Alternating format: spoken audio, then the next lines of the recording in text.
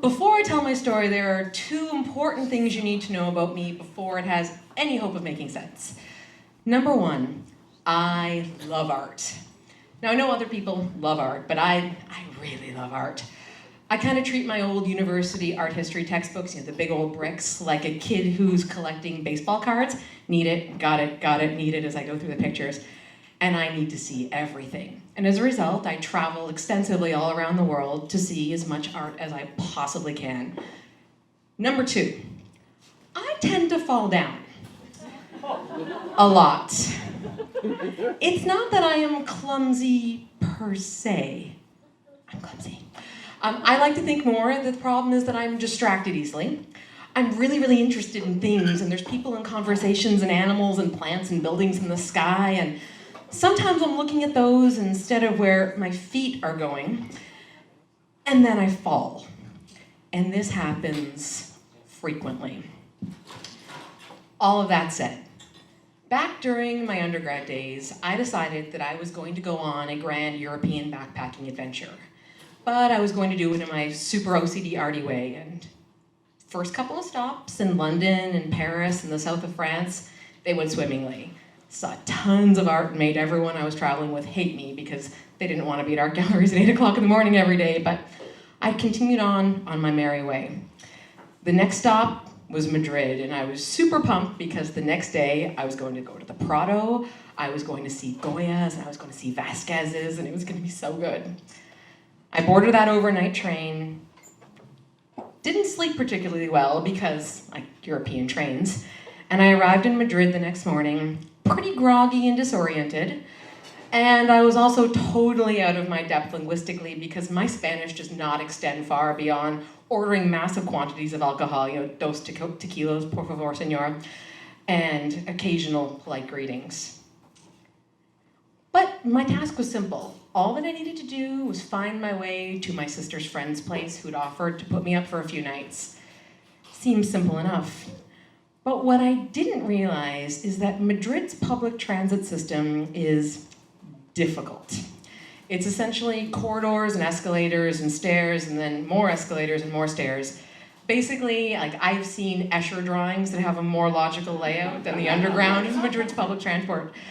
And it was at this point in time where things took a turn for the worse.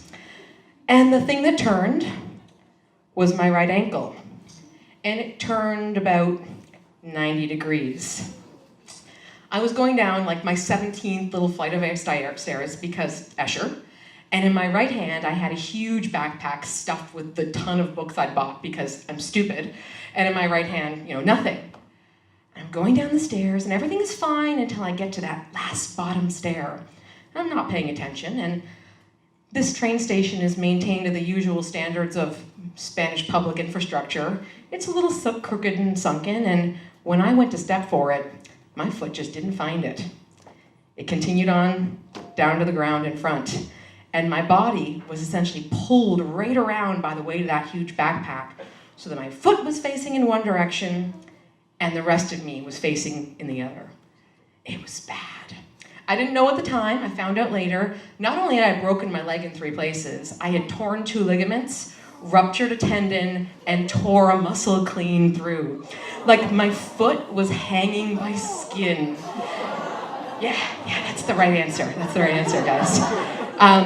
Now, I don't know if anyone's ever experienced a catastrophic break before.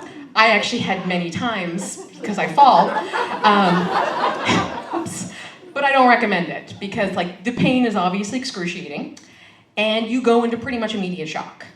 So I'm sitting on the floor with my bags on top of me at the bottom of the stairs in the train station in Madrid, and people are coming up to me and trying to help me up, but my brain will not send out voluntary nerve impulses to my body. And I sat there for a while, I don't know how long because of shock, until some kind person came and got me up off the floor and let me use them as a human crutch, got my bags, figure out where I needed to be, and got me into a taxi on my way. So I arrive at my sister's friend's place. She took one look at my leg and immediately called over her ex-boyfriend, who, as it turned out, is a physiotherapist, conveniently enough. Now, he took one look at my leg and realized that the situation was actually like really, really bad. It wasn't a sprain, I was in trouble. The smart thing to do at this point in time, of course, would have been to cut my losses and go home. But remember, I am a poor student. I don't have things like travel insurance or discretionary funds, because who has those things? And I had booked all of these super discount, again, Ryanair type tickets with no flexibility. I have to get from Madrid to Bilbao to London to Toronto to get home on one leg, and I am in a lot of trouble here. So at this point in time, an expensive trip to the ER wasn't going to do me a lot of good, so this guy, he took the most incredible care of me himself for days. I was totally stranded. It was like being a kid again, having a mother, but you were able to appreciate it because you weren't a brat. And they were just wonderful, these people I'd never met before. And this went on until my last morning in Madrid. We're having breakfast, and my host announced to me that they have a surprise for me. Just then, there's a knock on the door, and 3 of the most stunningly beautiful men I have ever seen in my life come strolling through the apartment door with a wheelchair. Now, as it turns out, this physiotherapist works for a team of Irish rugby players playing pro in Madrid. Yes, because apparently the gods don't hate me that much, right? And he'd recruited a few players to take me on a tour of the city before I had to leave. It was great. They even came with a bottle of whiskey to help with the pain of those charming but oh so bumpy European streets as we wheeled around. And they showed me all of Madrid. Everything they told me was wrong. They weren't from there. But they said it in those cute accents, and they had curly hair and those tight little butts, so I didn't care, right? And they even brought me to the Prado. It was nighttime and the museum was closed, but the fountains were lit up and it was so beautiful, and I knew that I was touching a wall, that there was a Goya inside, and it made me feel at least a little bit better, right? Not perfect, but... So the next morning, I have to continue on my journey, and my host put me on a train downtown and wished me well, because I was gonna need it, right? And my task is simple again. I just have to get to the main train station downtown, but even this couldn't go smoothly. Somehow one of the straps from my backpack became like permanently intermeshed with a folding seat mechanism, and it was only the quick thinking of some American tourists who happened to have a Swiss Army knife at hand that I was cut free and dumped back into the train station just as the doors were about to close. So now I'm back in the Escher maze underground again and totally helpless. But clearly my pathetic state resonated with the good people around, because person after person just kept coming up, helping me get to where I need to be until I was safely installed on my train bound for Bilbao. Now I had decided, I'm not completely stupid, that once I got to Bilbao, I was not tempting fate any further. I was getting in a taxi, going to the airport, checking in, and I was gonna sit out the 12 or 13 hours until my flight to London that night.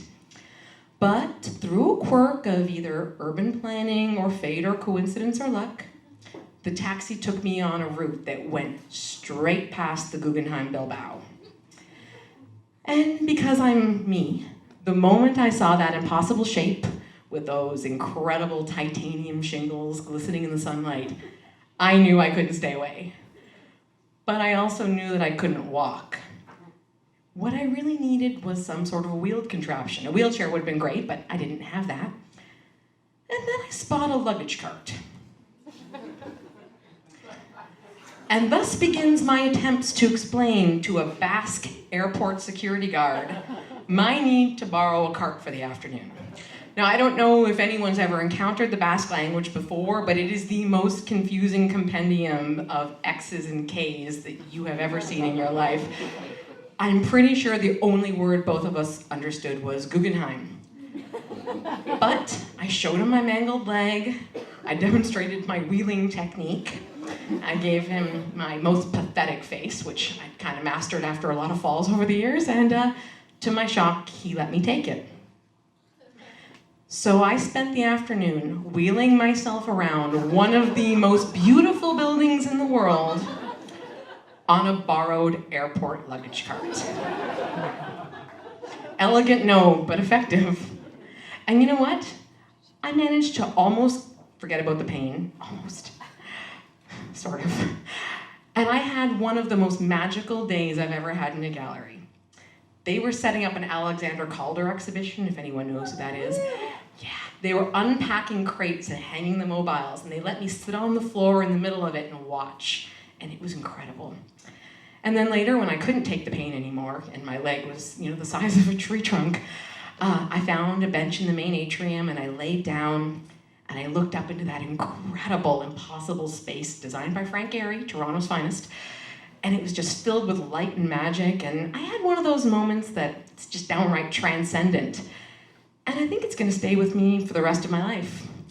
And it was all made possible, really, by a borrowed airport luggage cart, some very helpful Spaniards, some very good Irish whiskey, and the kindness of many strangers. Thank you.